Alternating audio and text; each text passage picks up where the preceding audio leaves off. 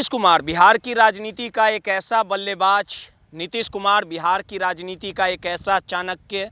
नीतीश कुमार बिहार की राजनीति का एक ऐसा योद्धा, नीतीश कुमार बिहार की राजनीति का एक ऐसा सहमात का खिलाड़ी, नीतीश कुमार बिहार की राजनीति का किंग मेकर। बिहार की राजनीति में 2 दशकों से नीतीश कुमार का साम्राज्य आज भी कायम है। बिहार की राजनीति में नीतीश कुमार एक ऐसे नेता हैं जो अपने अडिग फैसलों के लिए जाने जाते हैं। नीतीश कुमार शालीन और गंभीर नेता के तौर पे भी अपनी छवि को बरकरार रखा है। नीतीश कुमार सहमात के ऐसे खिलाड़ी बन चुके हैं जो कब अपने विरोधियों को परास्त कर दे कोई ना जाने। नीतीश कुमार बिहार की राजनीति के एक ऐसे धुरंधर बल्लेबाज हैं जो हर एक बॉल को बाउंड्री पार कराना बखूबी जानते हैं। नीतीश कुमार से जिसने भी आंखें मिलाने का काम किया, बड़े शिद्दतों के साथ नीतीश कुमार ने ठिकाने लगाने का भी काम किया। पिछले 2 दशकों से नीतीश कुमार का ग्राफ भले ही कम हुआ हो, लेकिन आज भी नीतीश कुमार सत्ता के शीर्ष पर कायम है। बिहार की राजनीति में नीतीश और लालू का एक छत्र राज रहा, लेकिन नीतीश कुमार के शतरंज के मोहरे के सामने लालू कहीं ना कहीं चारों खाने चित हो गए। नीतीश कुमार ने एक ऐसा बड़ा खेल किया, आखिरकार जिसका अंदेशा था वही हुआ, यानी जेडीयू की विरासत अब निशांत के हाथों में जाने वाली है। लगातार ये कयास लगाए जा रहे थे कि 2025 के चुनावी दंगल में नीतीश कुमार अगर धमाकेदार जीत हासिल करते हैं तो जेडीयू की विरासत यानी जेडीयू का उत्तराधिकारी निशांत को बनाया जाएगा। निशांत लगातार बिहार की राजनीति में सक्रिय थे, लगातार इस तरह के कयास लगाए जा रहे थे कि निशांत की एंट्री कभी भी राजनीति में हो सकती है, और जो निशांत को राजनीति में लाने की जो कवायद थी वो अब पूरी तरह से तैयार हो चुका है। इस पूरे पर्दे के पीछे का खेल क्या है, वो जो तहकीकात है वो हम हर कुछ बताएंगे कि जिस प्रकार से जेडीयू, जिसके सर्वा नेता नीतीश कुमार है, नीतीश कुमार की पार्टी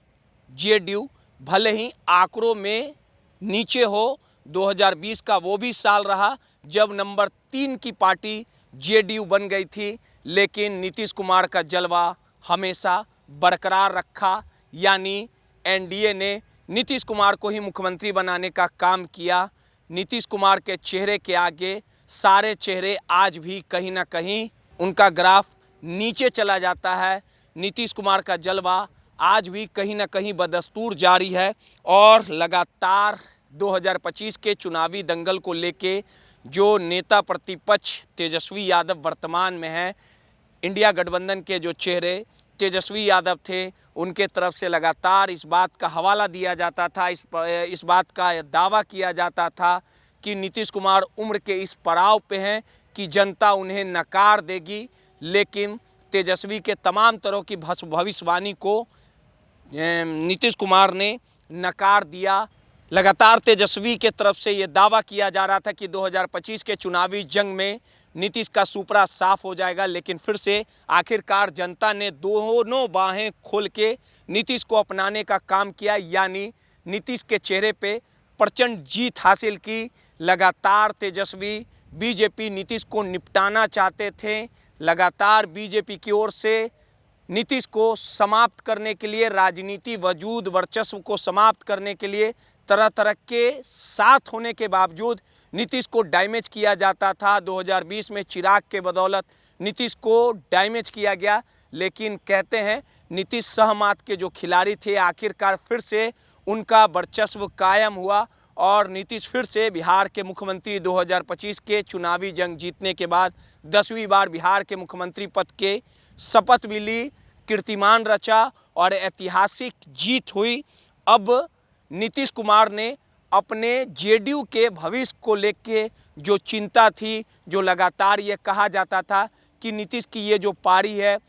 वो अंतिम पारी है, और नीतीश जब इस कार्यकाल को यानी 2025 से 29 तक के सफ़र को तय करेंगे तो फिर से भाजपा बिहार में छाने को बेकरार है। भाजपा की ओर से ये कहा जाता था, जो भीतर खाने बात चलती थी, कि वो भी एक दौर आएगा कि इस कार्यकाल के पूरा करने के बाद भाजपा और आरजेडी में सीधे तौर पे मुकाबला होगा। लेकिन नीतीश कुमार चाणक्य के रूप में फिर से उभरने का काम किए और आखिरकार बिहार की राजनीति में, बिहार की विरासत में आगे बढ़ाने के लिए अपने बेटे निशांत की एंट्री करा चुके हैं। यानी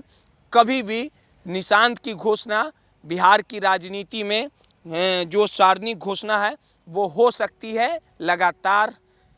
हालिया दिनों में निशांत सरकारी कार्यक्रम और अपने पिता के शपथ ग्रहण समारोह में कई उत्सवों में मीडिया के सामने आए थे और जो निशांत राजनीति को लेके शांत रहते थे, लेकिन अब पिछले कुछ महीनों से लगातार हर एक सवालों का जवाब बेबाकी से देते थे। अब बिहार की राजनीति, बिहार के उत्तराधिकारी के तौर पे निशांत की एंट्री नीतीश कुमार ने पूरी तरह से गेम प्लान जो है वो कर दिया है। यानी अब जेडीयू के उत्तराधिकारी निशांत के रूप में होगी। नीतीश कुमार जिस जेडीयू को चलाते थे, अब बिहार की जनता में एक मैसेज जाने का काम किया जाएगा कि आखिर जेडीयू का उत्तराधिकारी निशांत रहेगा और इन 5 सालों के कार्यकाल में निशांत को किस तरह से बिहार की राजनीति में हर जगह फिट करना है, ये नीतीश कुमार बखूबी जानते हैं। और बिहार को चलाने के साथ साथ 5 सालों में नीतीश कुमार को बिहार की राजनीति का परिपक्व, यानी राजनीति का हर एक दाव पेच जो है वो नीतीश पूरी तरह से सिखाएंगे। यानी 5 सालों तक बिहार को चलाने के साथ, बिहार की जनता के सेवा के साथ निशांत को बिहार की राजनीति का परिपक्व